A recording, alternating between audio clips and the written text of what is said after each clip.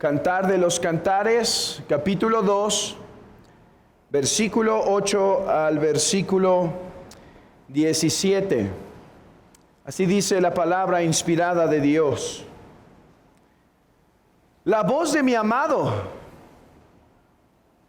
he aquí él viene, saltando sobre los montes, brincando sobre los collados. Mi amado es semejante al corzo o al cervantillo. Helo aquí, está tras nuestra pared, mirando por las ventanas, atisbado por las celosías. Mi amado habló y me dijo: levántate, oh amiga mía, hermosa mía, y ven, porque aquí ha pasado el invierno, se ha mudado,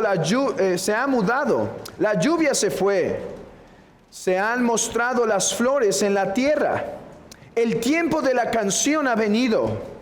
Y en nuestro país se ha oído la voz de la tórtola. La higuera ha echado sus higos. Y las vides en cierne dieron olor.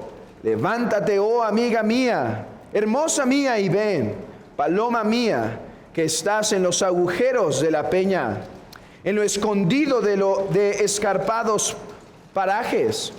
Muéstrame tu rostro, hazme oír tu voz, porque dulce es la voz tuya y hermoso tu aspecto. Cazadnos las zorras pequeñas que echan a perder las viñas, porque nuestras viñas están en cierne. Mi amado es mío y yo suya. Él apacienta entre los lirios, hasta que apunte el día y huyan las sombras.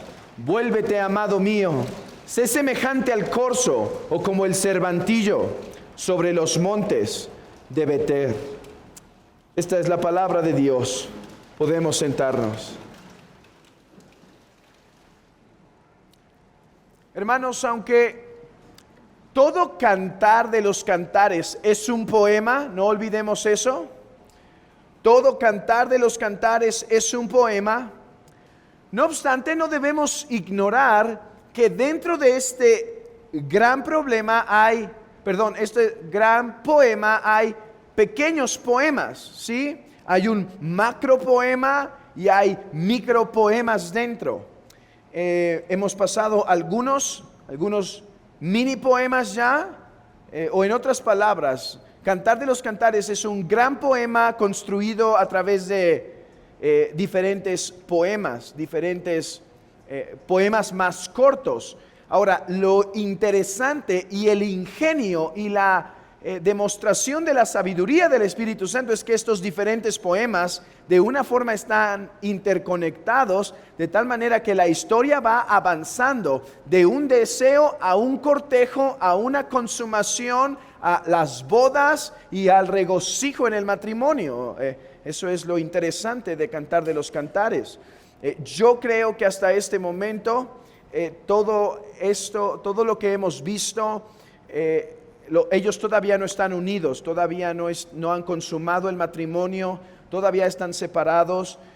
Aún el lenguaje de que me metió a las cámaras que vimos en los primeros versículos, yo pienso que la mujer solamente está expresando su deseo, no pienso que ya han consumado el matrimonio. Yo creo que se consuma en el 3 y en el 4, donde pasa todo el cortejo, ¿sí? Cuando dice: ¿quién es esta que sube del desierto como columna de humo, sahumada de mirra y de incienso? Ahí es donde creo que pasa el cortejo. Entonces, esto es lo hermoso de Cantar de los Cantares, como son poemas pequeños que forman un gran poema, una gran historia. Y en el versículo 8 comienza un nuevo poema, en el sentido que lo estoy diciendo. Es todavía una narrativa, pero hay un nuevo poema aquí.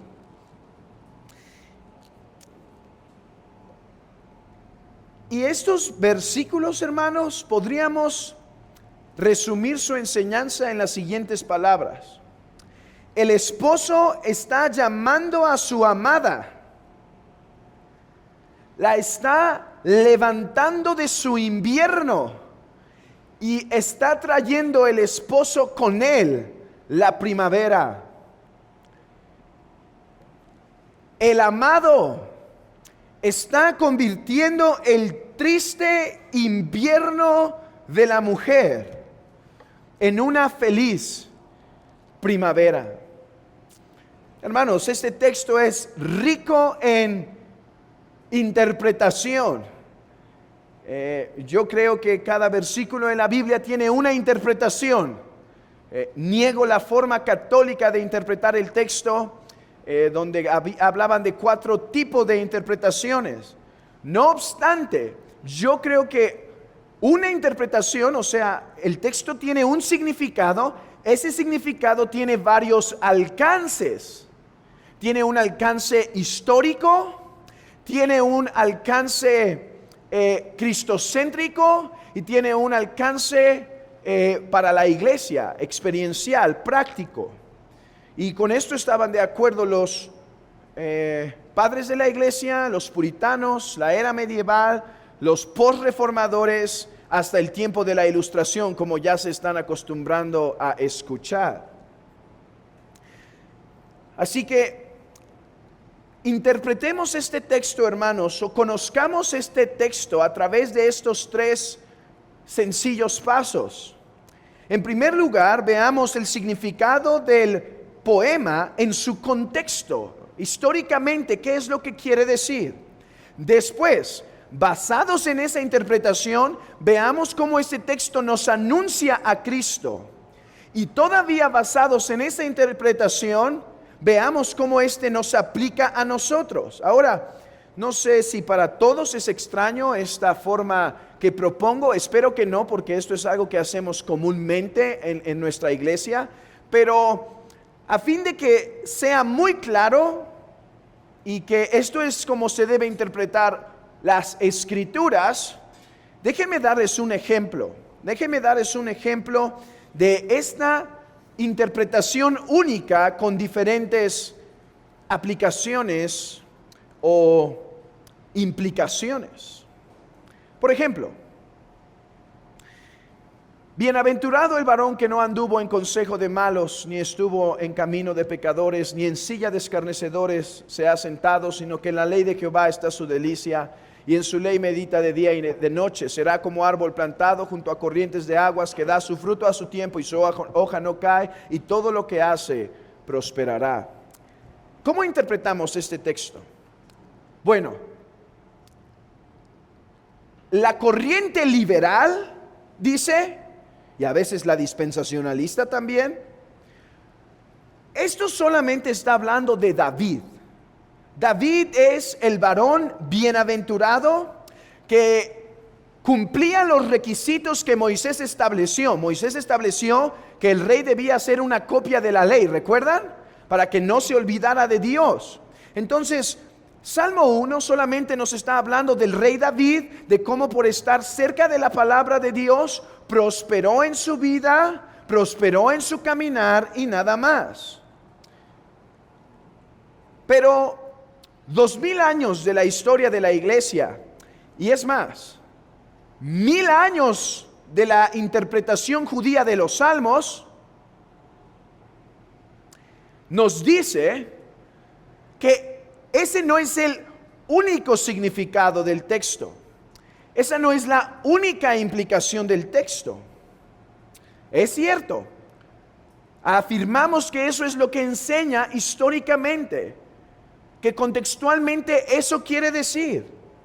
No obstante, afirmamos con 3000 años de interpretación judeo-cristiana, y yo creo, hermanos, que los judíos eran los creyentes del Antiguo Testamento, los creyentes que ponían su esperanza en el Mesías. Abraham era judío. Ahora, Abraham no interpretó los salmos, pero estoy diciendo que la interpretación judeo-cristiana por 3000 años, 1000 años del judaísmo hasta que viene Cristo, y después la interpretación de la iglesia.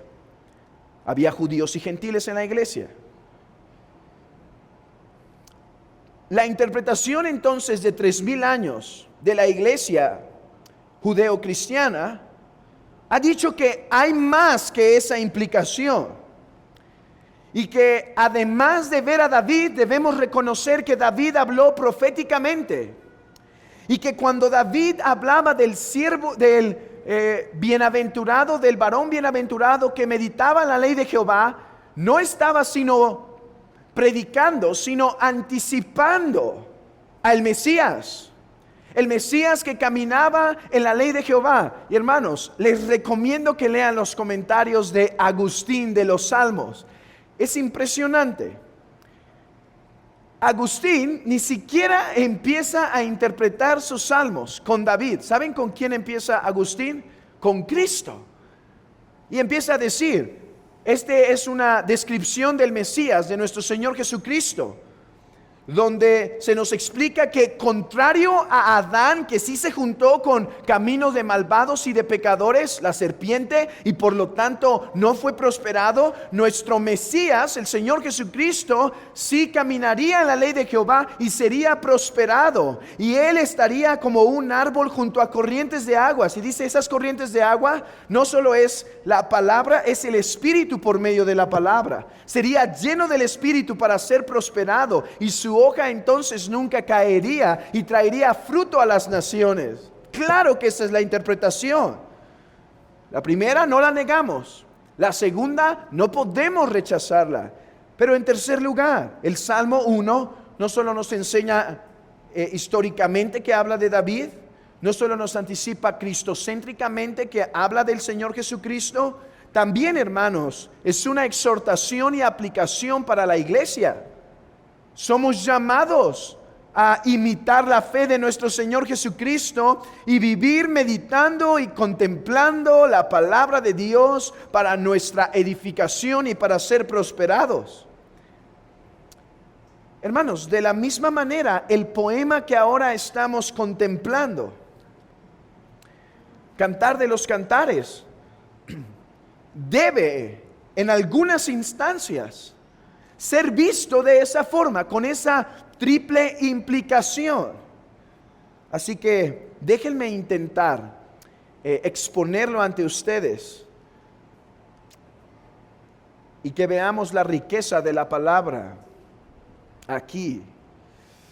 En primer lugar, este es un poema que describe a la mujer estando en algún reino, el reino de Salomón. Su contexto, hasta antes de la llegada del esposo, es una casa donde está guardada del invierno. La mujer parece estar en tristeza, en desánimo, en angustia, porque su amado no está. Para ella, todo es invierno cuando deja de percibir la presencia de su amado. Su alrededor refleja su condición. ¿Cómo es su alrededor, hermanos? ¿Cómo es? Invierno. Así es también su corazón. Un invierno. Pero de repente, escucha la voz de su amado. Vean el texto, versículo 8. La voz de mi amado. Ella lo percibe. Es como cuando el bebé, que ya estando en su primer año, sus 2 años, estando bien acostumbrada a la voz de papá o de mamá, el papá se esconde, no ha visto que ha llegado y apenas habla. Bebé. Y voltea sin pensar. La voz de mi amado. Esa es la voz del que me ama. Y entonces, su invierno se convierte en primavera. La levanta de su estado de angustia. Levántate, oh amiga mía, hermosa mía, y ven. Mira, el invierno ha pasado, la primavera ha llegado. Mira, las flores se están dando ahora. La higuera está dando su fruto. Mira, es tiempo de cánticos, ya no es tiempo de angustia. La presencia del hombre, la presencia del amado transforma la condición triste y de angustia que ésta tenía. Creo que esto es lo primero que debemos ver en Cantar de los Cantares, este contexto histórico. No creo que es lo único, pero debemos empezar siempre conociendo esto. Hermanos, aunque ustedes saben muy bien que Cantar de los Cantares no es un manual del matrimonio, ¿estamos de acuerdo? No es un manual del matrimonio, para eso no se escribió Cantares. Si escuchas eso de alguien, por favor, dile: es imposible que sea un manual del matrimonio. No obstante, nunca he negado que tiene aplicaciones para el matrimonio. Nunca he negado que esta relación que Salomón describe sí tiene enseñanzas para nuestro matrimonio. Porque el mismo apóstol Pablo usa el ejemplo del más excelente matrimonio que nunca jamás habrá, Cristo y la iglesia, para enseñar a las mujeres y a los hombres cómo vivir. Para enseñar al hombre a amar a su esposa, servirla, porque nadie jamás aborreció su propio cuerpo. Entonces, dice Pablo, pero yo digo este misterio de Cristo y la iglesia. Entonces, este cantar tan excelso del cual nos habla Salomón, que en última instancia es Cristo y la iglesia, tiene algo que enseñarnos aquí. Y hermano, esta tarde tengo que aplicar este texto a ti y a mí, como esposos. Y es dura la examinación, pero necesaria. Es difícil la examinación, pero urgente.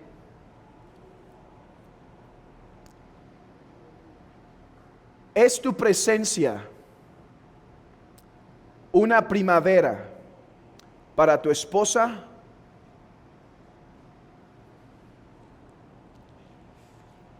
Creo que aquí podríamos quedarnos el resto del sermón.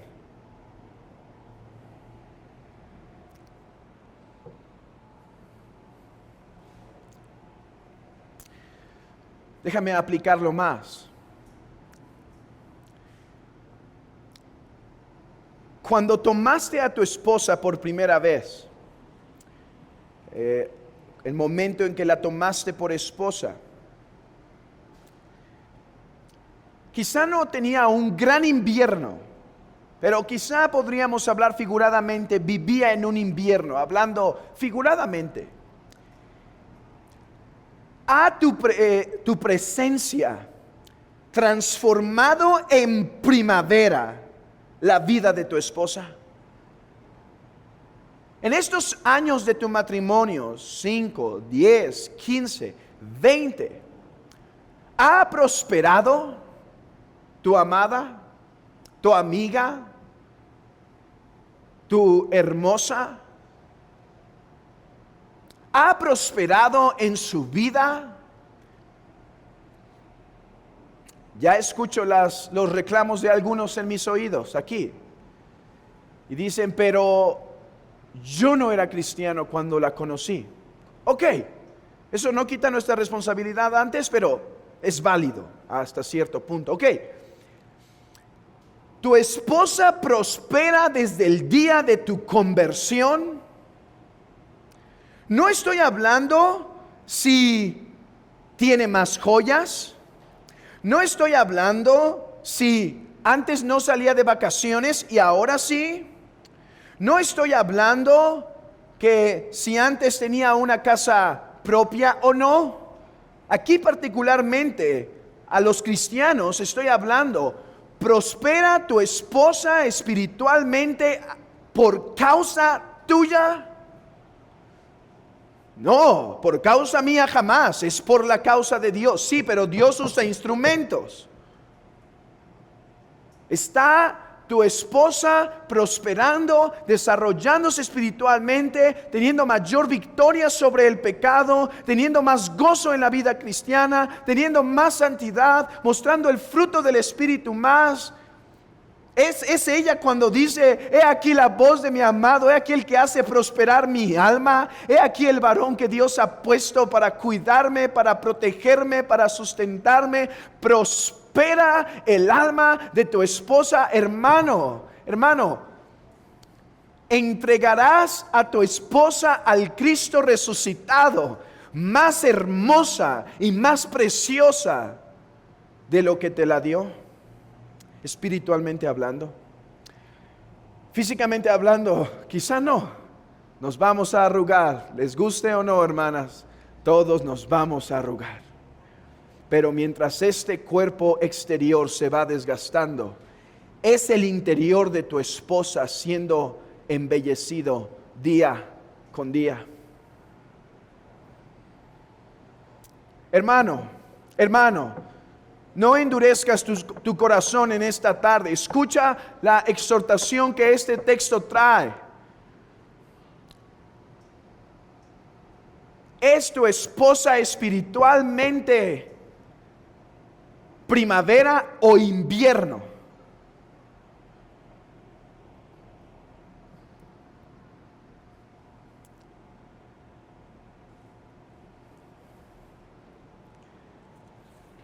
Hermano, si tu respuesta es más invierno, no la he hecho prosperar, no se ha santificado por mí, sí ha sido santificada, pero ha sido muchas veces a pesar de mí. Hermano, he aquí el llamado de Cristo para tu alma. Nadie jamás aborreció su propio cuerpo. Nadie aborrece su propia alma. ¿Por qué el hombre se levanta día tras día, semana tras semana, a ministrar su propio corazón, a ministrar su propia alma, a trabajar y alimentar su vida espiritual? Lo hace porque ama su alma. Y si no lo haces, quizá odias tu alma. Pero por eso lo hace. Nadie aborrece su propio cuerpo. La mujer que tienes es la que Dios te dio y eres un cuerpo con ella. Y esto es más que algo físico. Esto es un vínculo. Esto es un vínculo que es real, que es efectuado, porque el Dios del cielo une a esas dos personas para que ya no sean más dos, sino ahora son una espiritualmente, emocionalmente. Y ahora el hombre vela por el alma de su esposa, cuida el alma de su esposa. Hermano, ¿está tu esposa pasando de verano, de invierno a primavera?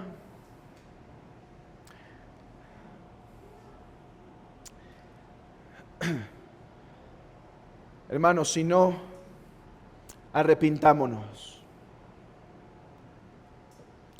Si tu esposa no es más santa, no es más preciosa a Cristo de lo que era hace un año, hermano, arrepiéntete. Es verdad, ella tiene su culpa y su responsabilidad, pero Dios te la puso para que tú la dirijas, para que tú la cuides, para que veles por su alma.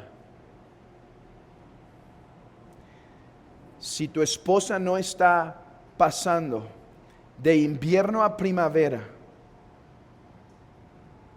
ahora tendrán una tarea, hermanos.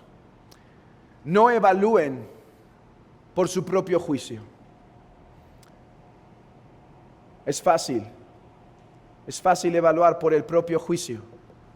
Pregúntale a ella. Ahora, si es tan evidente que es claro que está en un invierno, bueno. Pero si no te es tan claro, pregúntale: ¿prosperas en tu vida espiritual por causa mía?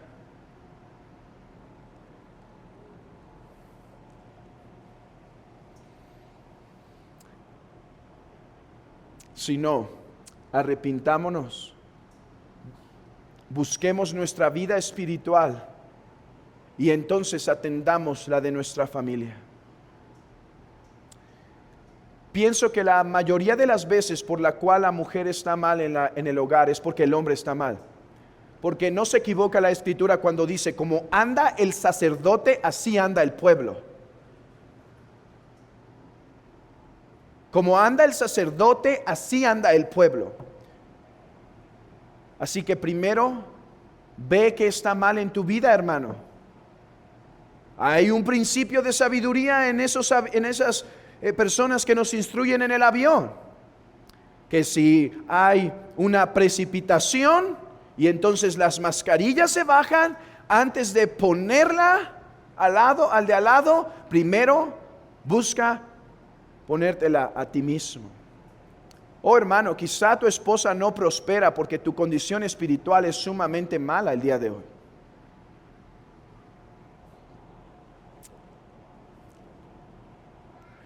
Algunos hermanos ya quieren que pase al siguiente punto. Pasemos al siguiente punto, pero no dejemos esta exhortación en el aire, apliquémosla a nuestro corazón.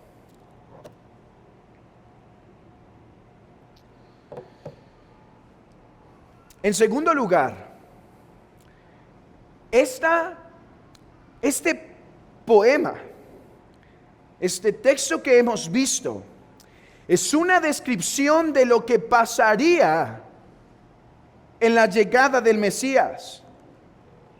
O sea, el texto no solo nos está hablando de Salomón y su esposa, el texto está describiéndonos un evento que pasaría en la historia de la redención.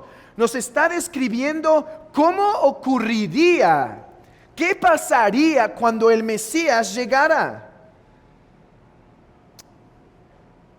Muchos judíos interpretaban este texto de la voz de mi amado, he aquí él viene, como la condición espiritual de Israel cuando su prometido Mesías llegara. Ellos estarían en invierno, ellos veían algo de Cristo por los símbolos y las sombras, pero era como ver a Cristo por la ventana, por las celosías. Era difícil de contemplarlo, pero cuando Cristo llegara, era la misma voz de su amado y decía, ven, levántate Israel, ven, levántate. Hermanos, antes de la llegada del Mesías, podríamos decir que Israel vivía en un tipo de invierno. No estoy diciendo que no había salvación, claro que había, pero no habían obtenido, hermanos, lo prometido. Por eso dice el apóstol Pedro en primera de Pedro 1:11, que ansiaban saber qué tiempo y qué persona indicaba el Espíritu de Cristo. ¿Cuándo ocurriría esto? Deseaban pasar de las sombras a la realidad.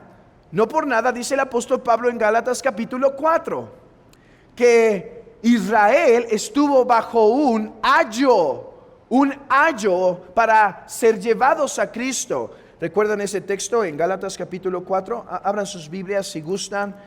Gálatas capítulo 4. Dice, pero también digo, 4:1, entre tanto que el heredero es niño, él nada difiere del esclavo. Está usando una analogía y dice, ok, Israel era heredero de las promesas, pero mientras no se realizaba, era como esclavo, ¿sí? Aunque es señor de todo, sino que está bajo tutores y curadores hasta el tiempo señalado por el Padre. Así también nosotros cuando éramos niños estábamos en esclavitud bajo los rudimentos del mundo. Estoy de acuerdo con los comentaristas que dicen que rudimentos del mundo no se refiere a cosas mundanas, se refiere a la ley establecida por Dios en el antiguo pacto que protegía a Israel, pero estas protecciones eran duras, eran difíciles, no eran la realidad. Entonces Israel estaba en un tipo de invierno antes de la llegada del Mesías. A la mujer se le prometió que vendría un conquistador, pero no había llegado. A Abraham se le prometió que sería una gran nación, pero no había sido realizada. Moisés esperaba uno mayor que él, el cual todos escucharían, pero ese tal no había llegado. Josué dio mucho descanso al pueblo, pero aún esperaba un mejor reposo. Tanto que al final en Josué 24 está batallando con un poco de incredulidad en el pueblo y dice, hoy decidid hoy a quién servir. ¿Si a Jehová nuestro Dios, quienes sirvieron nuestros padres, o a estos ídolos? David se le prometió un reino, pero su hijo dio mucho que desear. Mientras Cristo no llegaba, todo Israel estaba sujeto a un invierno. Ellos esperaban las promesas cumplidas. Ellos esperaban al deseado. Y hermanos, ¿cuánto se agravó el invierno de Israel en los días del cautiverio? En los días del cautiverio, cuando sollozaban, cuando lágrimas salían de sus rostros, cuando había tristeza en el pueblo y solamente conmemoraban las murallas del templo, las puertas del templo, y dice: cantarnos, decían los extranjeros o los ciudadanos de esos pueblos que los conquistaron. Y dice: cantar, ¿cómo cantar ahora? Es tiempo de lamento, es tiempo de angustia. Tan invierno era que, hermanos, en nuestra Biblia, nuestro Antiguo Testamento no está acomodado exactamente como el Tanaj está acomodado. ¿Qué es el Tanaj? El Tanaj es el Antiguo Testamento hebreo, y este tiene un acomodo diferente. ¿Saben con qué termina el Tanaj? ¿Cuál es el último libro? No es Malaquías, es Crónicas. ¿Por qué? Porque Crónicas termina diciendo: no hay rey, no hay uno sentado en el trono. Esperamos al Mesías. Invierno. Y hermanos, ¿qué diríamos de esos 400 años donde no se había escuchado la voz? Pero de repente la voz de uno se escuchó en el desierto, que preparaba el camino de Jehová. Oh, esa es la voz de mi amado.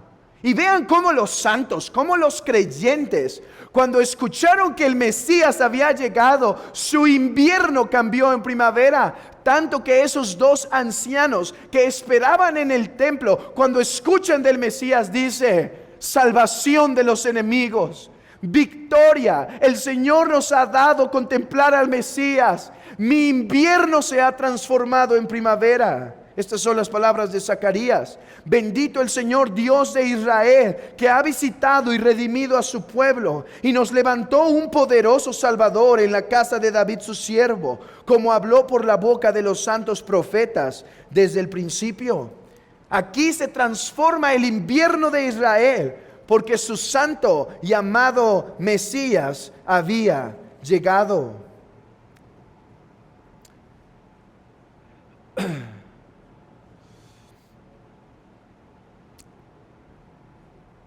Miren las palabras de Lucas capítulo 2, versículo 29.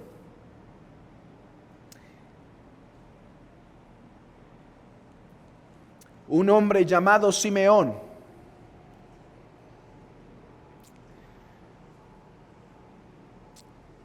hombre justo y piadoso, esperaba la consolación de Israel.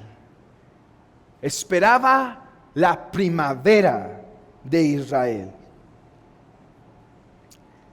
Y el Espíritu Santo estaba sobre él. Y le había sido revelado por el Espíritu Santo que no vería la muerte antes que viese al ungido del Señor. Y movido por el Espíritu Santo vino al templo. Y cuando los padres del niño Jesús lo trajeron al templo para hacer por él conforme al rito de la ley, él le tomó de sus brazos y bendijo a Dios diciendo, versículo 29, ahora, Señor, despides a tu siervo en paz, conforme a tu palabra, porque han visto mis ojos tu salvación, la cual has preparado en presencia de todos los pueblos, luz para revelación a los gentiles y gloria de los pueblos de Israel. He aquí, el invierno ha pasado, Cristo ha llegado. Cuando Cristo llegó, la nación de Israel tenía que regocijarse. Gloria a Dios en las alturas y en la tierra paz, buena voluntad. El Mesías ha llegado, el Mesías ha llegado. Él va a libertarnos, Él va a rescatarnos.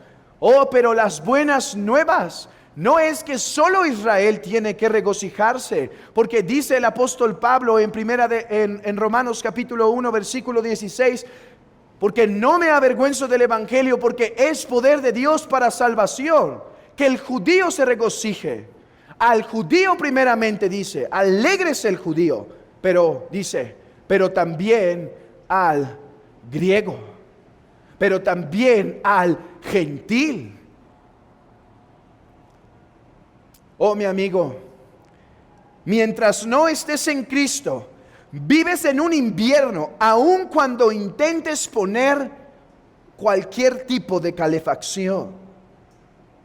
Cuando intentes producir calor por un momento, aun cuando intentes poner un poco de fuego, mientras permanezcas en el invierno de tus pecados, en la culpa de tus pecados, en el dominio de tus pecados, mientras permanezcas en la condenación, tu alma estará en invierno.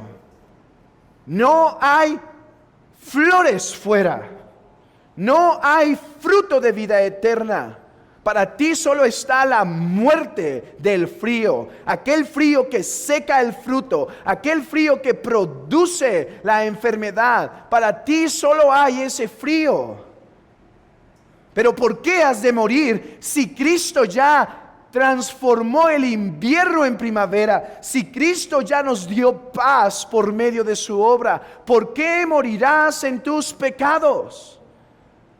Oh, esta es la invitación, pecador. Sal de tu invierno y corre a Cristo, la ciudad de refugio. En Él hay primavera, en Él hay perdón de pecados, en Él no hay condenación delante del Padre, en Él hay satisfacción del alma. Corre a Él, búscalo, tómalo por la fe. Cree la palabra del evangelio que te ha sido predicada y serás salvo. Hermanos, creo que me equivoqué en haber hecho un sermón con estos 3 puntos. Creo que era un sermón para cada uno de estos puntos. Pero henos aquí ahora. Pasemos, por lo tanto, a la siguiente implicación de este texto.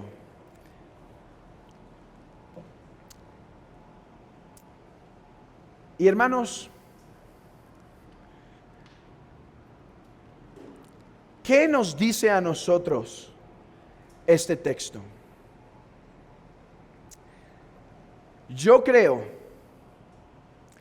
que este versículo, o estos versículos más bien, la llegada del esposo, donde el invierno se convierte en primavera, es una descripción del cambio del cristiano de un estado de invierno a un estado de primavera. Hermanos, creo que este texto nos ilustra, en tercer lugar, la restauración, no solo de Israel, no solo de la esposa de Salomón y nuestras esposas, sino la restauración de la vida espiritual del cristiano. Es cierto, apenas vimos en el poema anterior a la mujer en el banquete del rey. Tanto éxtasis ella experimentó que desmayaba, que desfallecía.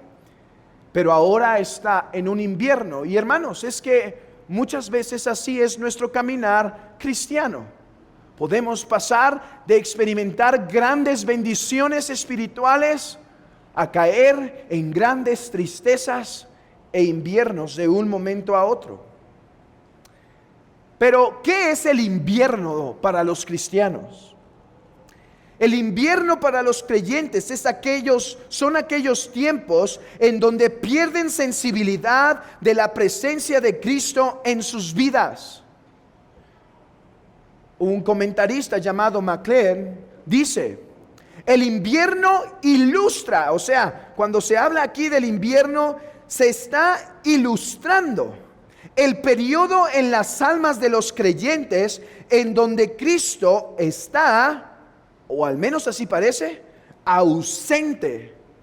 Es aquel momento en donde el cristiano le está costando ver a Cristo. Es aquel momento donde el cristiano no le puede contemplar con claridad, donde el cristiano está en tristeza, quizás hasta el punto de la depresión, en desánimo, en angustia, porque sabe que está en Cristo. La mujer estaba en la casa, hermanos, estaba en una de las casas del rey. Sabe que está ahí, pero no puede ver su belleza. Algo le estorba. Hay una nube densa que a unos simples metros no lo puede contemplar. Sabe que está ahí por fe, pero no le puede ver, no le puede palpar, no le puede sentir. Ese es el invierno de los cristianos. Aquellos momentos donde somos nublados de la vista del gozo cristiano. Hermanos, ¿esto tiene que ver algo con la seguridad de la salvación? Tiene algo que ver. Aquellos momentos donde quizá perdemos sensibilidad de su gracia y de su perdón.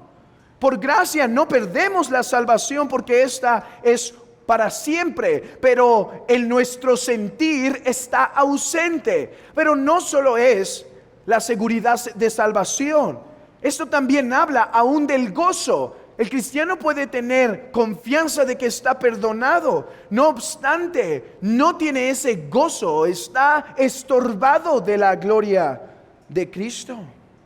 Si tú eres cristiano, sabes de lo que estoy hablando.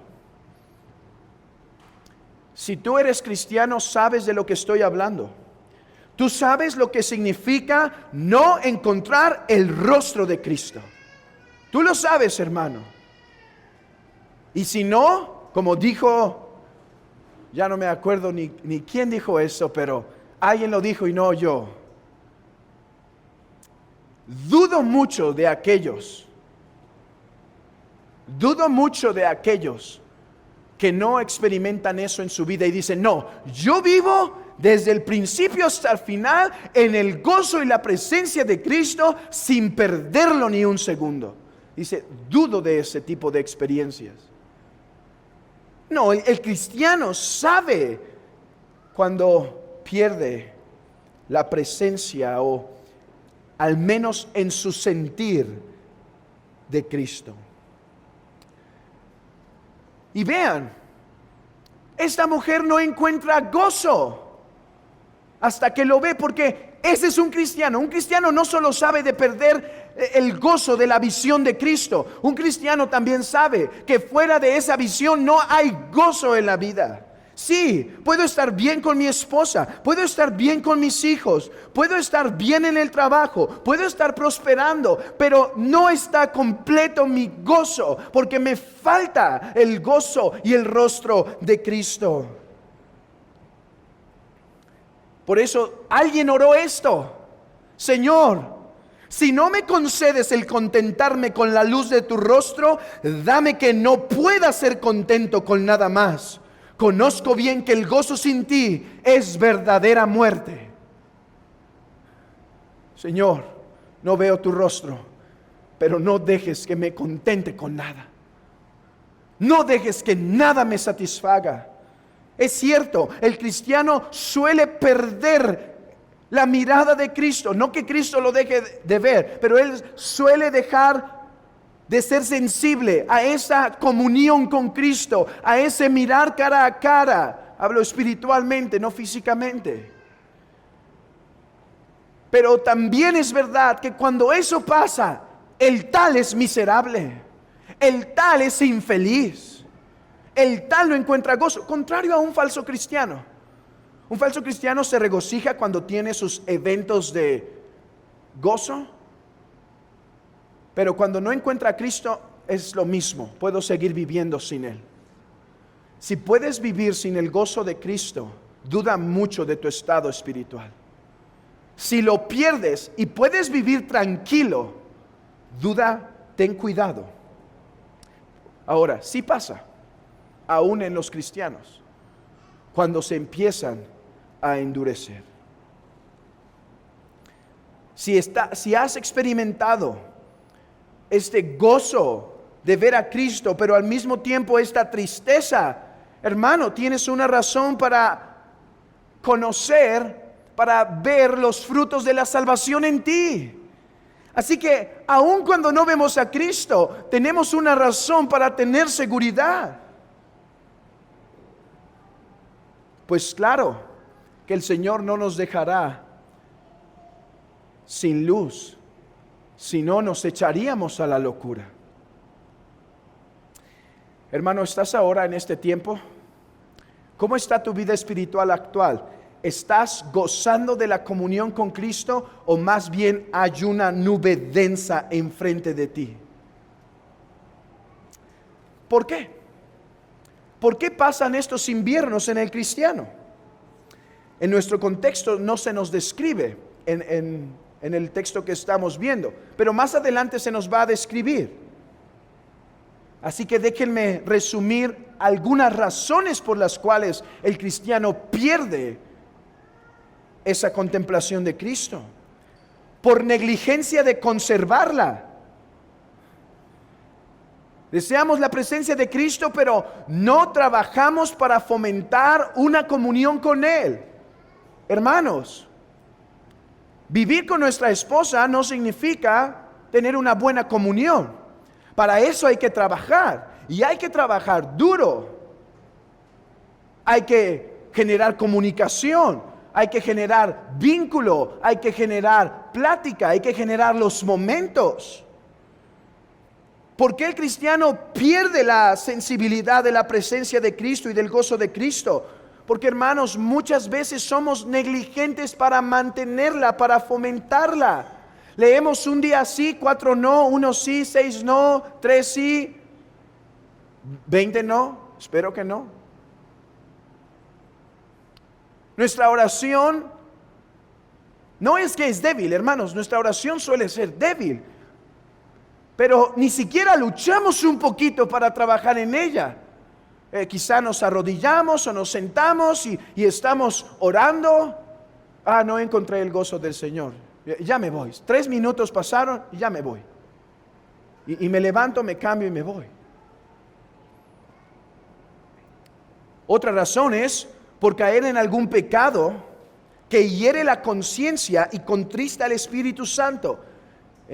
La confesión de fe dice así: por caer en algún pecado especial que hiere la conciencia. Hermanos, es cierto, todos caemos, todos pecamos, pero hay ciertos pecados que pueden herir nuestra conciencia de una forma particular.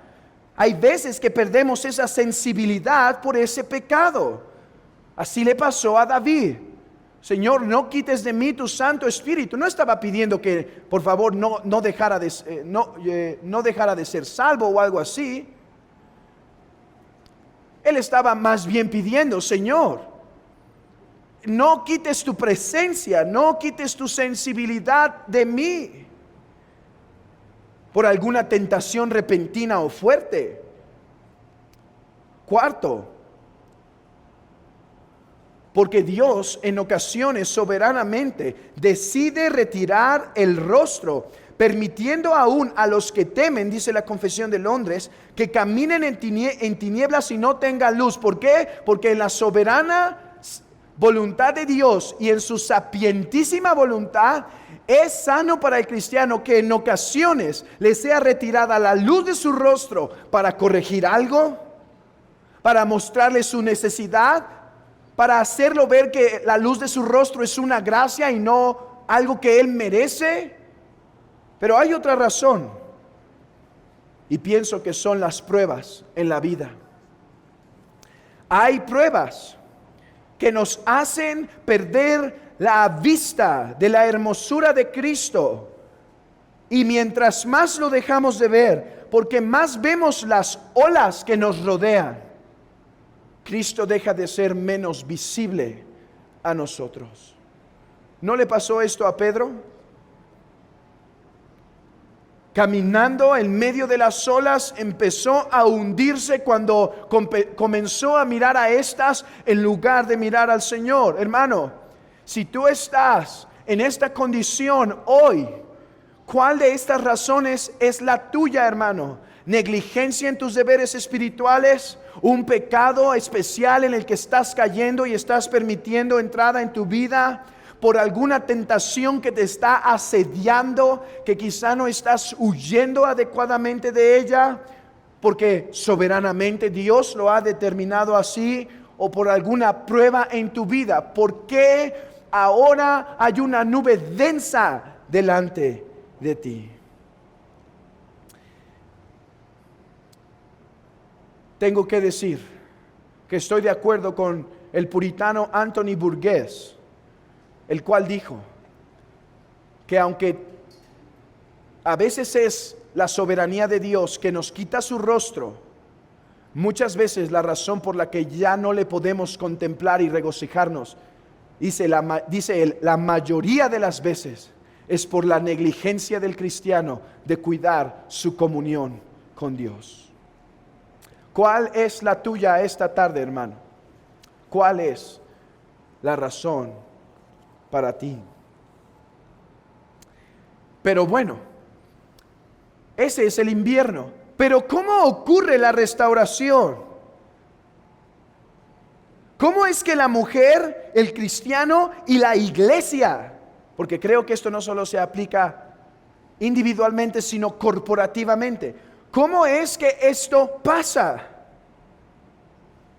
Dice, la voz de mi amado.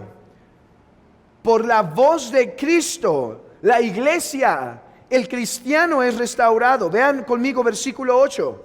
La voz de mi amado. Versículo 10. Mi amado habló y dijo. De hecho, si nos damos cuenta, gran parte de este poema está citando las palabras del amado. Los comentaristas están de acuerdo aquí que el hombre no está hablando aquí, no hay una conversación aquí. Más bien la mujer está describiendo lo que pasó. Yo estaba en un invierno, pero escuché la voz de mi amado, caminaba por las ventanas, miraba por las celosías y entonces entró y me dijo, levántate, amada mía, amiga mía. El hombre está narrando, la mujer, está narrando lo que Cristo le dice. La iglesia narra lo que Cristo le dice. Aquí la clave de la restauración, la voz de Dios, la palabra de Dios. ¿Con qué vino nuestro Señor a restaurar a Israel? Con la voz que clamaba en el desierto, preparar el camino para Jehová. ¿Cómo restauró nuestro Señor? Por medio de su voz, predicando el evangelio del reino. ¿Cómo es el cristiano restaurado? Por la voz de por su propia voz. Hermanos, Cristo restaura a la iglesia por llamarla. Es verdad, nosotros le buscamos, pero para el momento que nosotros le buscamos es porque Él ya nos ha llamado. Él es el que siempre vela por nuestra restauración. Es la voz que se escucha entre los montes. Hermanos, la voz de Cristo es el medio por el cual la restauración ocurre en nuestras vidas. Es por eso que la santa palabra es tan esencial para nosotros. Es por eso que no podemos ir a nadie más, sino solo a la palabra de Dios, porque ¿a quién iremos si solo Cristo tiene palabras de vida eterna?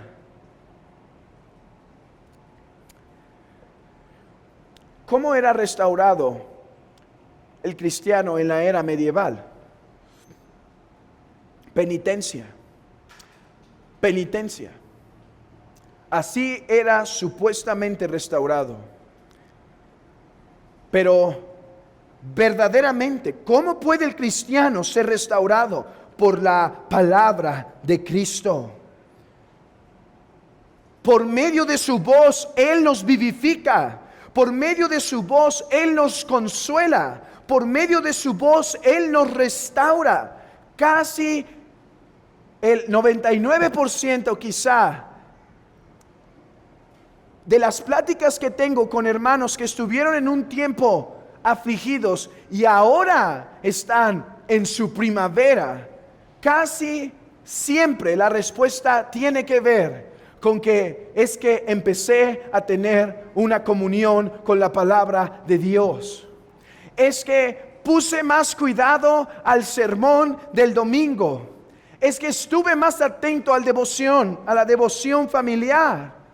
Dios restaura, hermanos, Él nos sustenta con su palabra. Es que hay algo que nos falta comprender y profundizar, y es esto, hermanos: la palabra de Dios no es como la nuestra. Nuestra palabra no es creadora, no es santificadora. Nuestra palabra no crea, la palabra de Dios sí. Él dice, sea la luz, y la luz es. Él habla por medio de su palabra, por medio de un instrumento carnal, y a través de este instrumento, a través de su palabra, Él edifica, Él crea vida, Él crea santidad, Él crea gozo. Hermano, si estás en un invierno, mira cuán importante es que acudas a la voz de Cristo para que puedas ser restaurado a la comunión. Medita la palabra de día y de noche, y serás como árbol plantado junto a corrientes de agua, que da su fruto a su tiempo y su hoja no cae. Medita en la palabra acompañado de oración. Busca ser un mejor receptor de la palabra predicada, más que uno que se sienta sin poner atención, sin concentrar su mente. Ven con todo el deseo de decir: habla Cristo a través de tu palabra, consuélame Cristo a través de tu palabra. Tú que habitas en los cielos, que eres mi profeta, edifícame por medio de ella. Hermano, si quieres ser restaurado, deberás tomar más en serio la palabra de Dios y la predicación de su palabra. ¿Quieres más comunión? Acude a su voz. Acude a su voz. Pero, ¿cuáles son los frutos de la restauración? 3. En primer lugar, el fruto es fruto. ¿Sí? Vean conmigo versículo 10. Mi amado habló y me dijo: levántate, oh amiga mía, hermosa mía, y ven. Entonces el fruto es, en primer lugar, restauración con la comunión con Cristo, poder contemplarlo mejor. Sigamos. Porque aquí ha pasado el invierno, se ha mudado, la lluvia se fue, se han mostrado las flores de la tierra, el tiempo de la canción ha venido, gozo. La higuera ha echado sus higos, las vides en cierne dieron olor. Fruto del Espíritu. El cristiano da verdadero fruto cuando es restaurado, cuando contempla nuevamente el rostro de Cristo. Hermanos, ¿no nos recuerda esto a las palabras de Cantar de los Cantares, cuando dice: mientras el rey estaba en su reclinatorio, mientras yo lo contemplaba, dice la mujer, mi nardo dio su olor? Cuando yo regresé a la comunión con Cristo, cuando yo fui restaurado en esa comunión, la higuera dio sus higos. Hay todavía muchos puntos, hermanos, que no hemos podido ni tocar, pero déjenme concentrarme en los últimos 3. ¿Qué debe pasar en un hombre que es restaurado? No solo pasa que su comunión con Cristo mejora, su vida espiritual mejora. Además, vean, hermanos, el hombre o la mujer prestarán atención a no volver a caer si la razón por la cual están en invierno es por el pecado.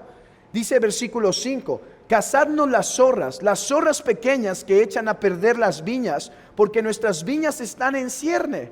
Dice, ok, ahora es tiempo de amores, ahora es tiempo de comunión, pero Cristo, cázanos las zorras. Danos gracia para matar esas cosas de nuestra vida que siguen dañando la viña, que siguen produciendo. Estos son unos animalitos que en Israel eran problemáticos porque podían escabullirse y empezar a consumir el fruto de la vid. Perdón, de la vid. Y entonces están diciendo, ayúdanos a ir por esas pequeñas. Hermano, ¿qué interrumpe tu gozo y tu comunión con Cristo? ¿Es el pecado? Ve por esas zorras.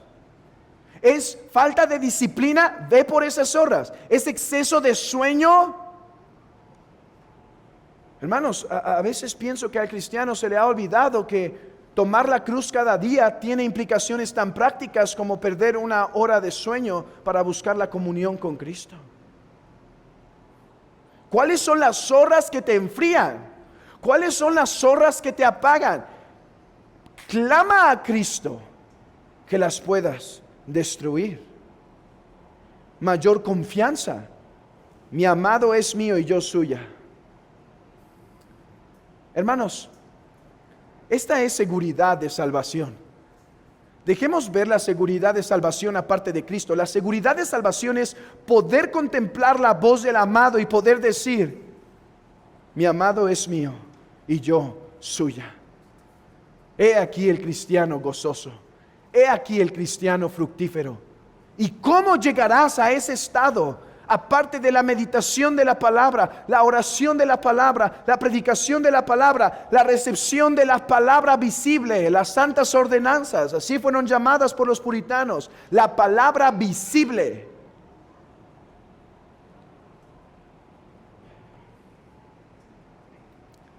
Pero en tercer lugar, el tercer fruto es mayor anhelo del Trino Dios y del Señor Jesucristo. Vean cómo acaba el texto, versículo 17.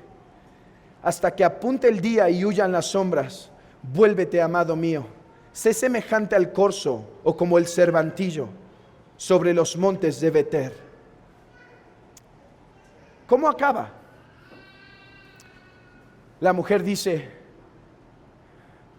quiero más de ti, Señor. Ahora estoy gozosa, ahora tengo regocijo. Eres mío y yo soy tuya, dice la mujer. Pero no te vayas.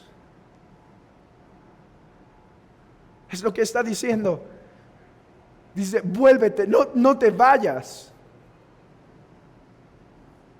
Oh, esa es el cristiano que goza de Cristo, que cada vez quiere más de Él. Ahora entendemos las palabras de Pablo. Prosigo por seguir buscando a aquel. No pienso que ha acabado, lo sigo buscando. Hermano, necesitas esta restauración, anhélala, mira los frutos puestos delante de ti. Estás en invierno, examina por qué estás en invierno y anhela la primavera. Mira lo hermoso de la primavera.